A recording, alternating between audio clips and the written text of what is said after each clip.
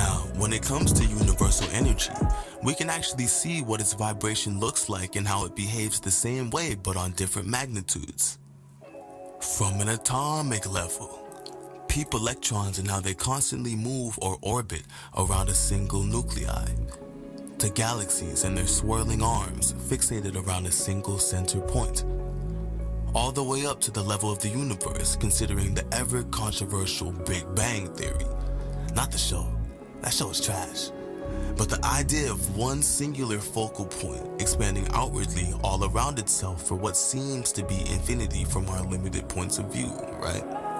But let's come back down in scale now to see how this energetic movement pattern looks and how it moves in smaller representations of the universe, like ourselves, for instance.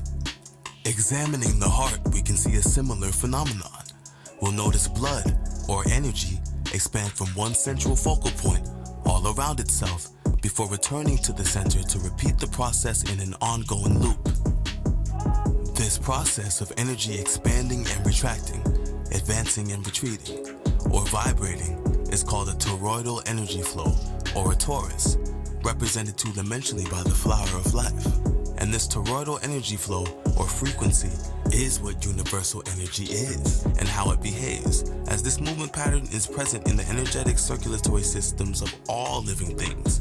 Everything from humans to worms, to apples, to tornadoes, to the planets, to solar systems, galaxies, and so on. It's present in everything. It's a universal frequency and it's energy. And as far as Toruses go, they run on a self-fueling energy system. But since they're open at the center, as shown by tornadoes, fruit, or even our own physiology, they're able to connect with, give to, and receive energy from other toroidal fields. And since the known universe, conventional reality, matter, the phenomena of life, the grand happening, the all, whatever you want to call everything is mental, and also considering that the nature of the mental realm is spirit, meaning the thought and feeling fueled, positive and negatively charged ether or space that permeates all form and matter, being the animus of the universe, with itself being infinite potential and information, then any toroidal field, namely the toroidal field created by the electromagnetic fields our hearts and our brains generate, are able to connect to others via the works of consciousness, aka intention plus mental and emotional content, which would basically be how you feel about yourself and life, your overall disposition or vibe, and the energy you radiate via love, hate, happiness, sketchiness, nervousness, indifference, etc.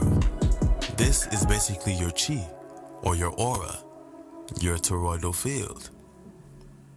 And this, my friends, is where we finally get to what Reiki is and how it works.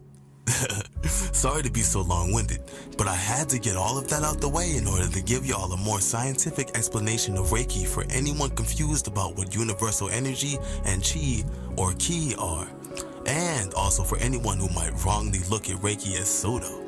Because, based on what physics, as well as what the first hermetic principle of mentalism are telling us, it should make a little more sense to us now how it works and why it's dope. Now, what I practice is one of the original schools and styles of Reiki, Jikirin Reiki. So, I don't know what these other Reiki healers will get ready to tell you, but in a nutshell, Reiki is a Japanese style of alternative medical treatment. It's like a form of electromagnetic therapy that utilizes the most powerful technology available to mankind, the human mind, heart, and will, to stimulate and encourage healing of both the emotional and physical yin and yang aspects of a person.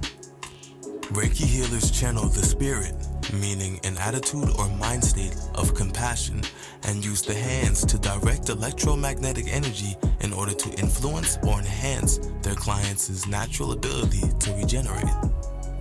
Don't think energy can be transferred through hands? What, is that all you got? I'll ask you the standard question. Standard question. I think it's a fake. You think it's fake? I mean, what's the first thing you do when you bump your head or get hurt? You put your hand where it hurts. Right? Alright then. Everyone and anyone can give Reiki. No, you don't need to turn into Mr. Miyagi or even see yourself as a spiritual person to do it. Just by placing your hands on yourself or on someone else with the intention to heal allows the energy to be pulled through you and flow into the body, which then uses the energy to do what it does naturally: maintenance, regeneration, and healing. Our natural healing ability, or ability to regenerate, heal wounds, grow hair back, etc., is constantly at work, and we be taking it for granted. You know, for the most part, we ignore our bodies and our health until there's a fucking problem.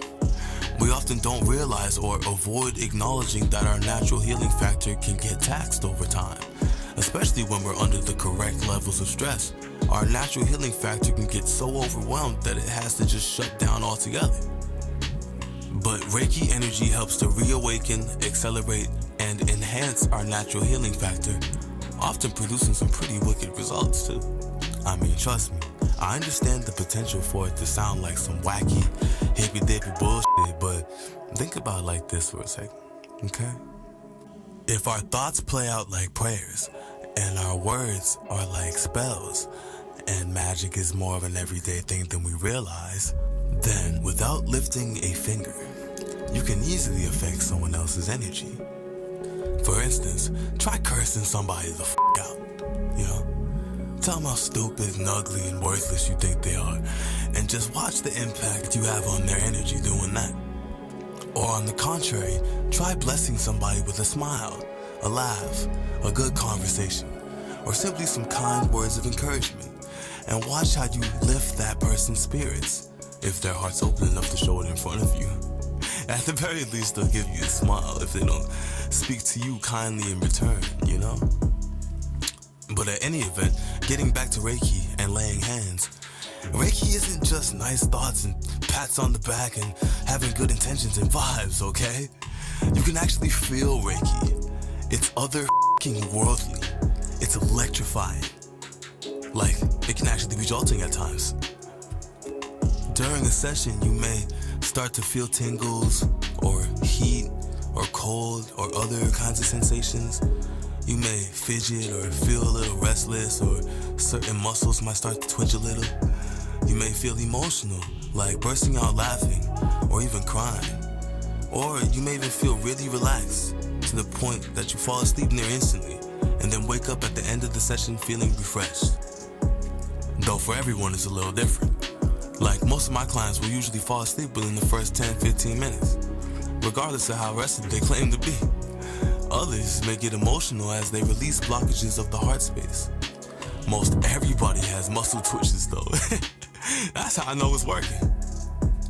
But regardless of how it affects them, the point is that Reiki does have an effect on everyone that I've worked on, from people to animals, from man to beast to babe. It don't matter. Reiki just motherfucking works. Alright? I mean, shit. Most of y'all arguing for science can't even point to me where your pancreas is or what your liver does. You know what I'm saying? Like, not to take any shots at nobody, but when you go to the doctor for one of them short and very expensive visits, you barely have a clue what they're talking about for the most part, right? Or what they're gonna do to help you, or how they're gonna do it. You just go in full faith, hoping that the medication that they give you or the surgery that they schedule you for is gonna fix whatever's wrong, right? Because what? Because science, right? You just trust the science, right? Even though it makes no sense to you. Well, hopefully by now, Reiki does make some sort of sense to you. I mean, we just spent dummy long discussing what it is, how it works, and the science behind it. So if you still don't get it, or somehow still confused, man, watch the video over. You know what I'm saying? Or just go ahead and express your confusion in the comments so I can provide you with some sort of answer.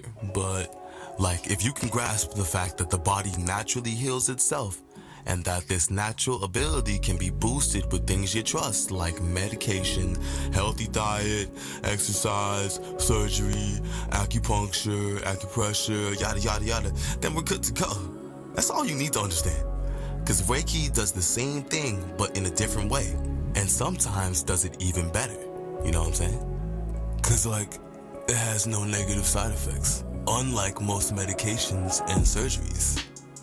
Cause look, doctors are essentially just health advisors, man, not gods, and they dole out treatments based off of what they think would be best for your health, but more often than not, for their paychecks. Just look at Big Pharma, bro. That's why it's not unusual to consult several different doctors and specialists, right? People do it all the time. They do it when they don't agree with the opinion of their doctor, you know? Well, as far as Reiki goes, my opinion as a healer is out of the picture. There's only one health and one universal healing factor that all forms of medical treatment are trying to tap into. And Reiki comes straight from this source. It's a real life, everyday thing that we all can give and receive. And by now, it should be clear that Reiki isn't based on any new age spookism or pseudoscience. And that it definitely cannot be reduced to just a bunch of kind gestures, back rubs and smiles, or some other hooey bull, okay? Instead, it's more so something like having the most powerful technology known to man, as well as otherworldly forces joined together on a therapeutic electromagnetic mission to help make you feel better, whatever the problem. I mean, it is the f***ing energetic frequency upon which the universe was built and happens to exist on that's being channeled into you to clear out the root of whatever your affliction is, after all. So, if you don't like otherworldly, I'm sorry. It's this worldly, it's all worldly, it's omni-worldly what this frequency is, what Reiki is, and it's something that we all can do for ourselves and for each other. And with that, I'm done, bro. And that's all, folks. You know what I'm saying? So, yeah. Like, subscribe, tune in, come check me later, man. Peace.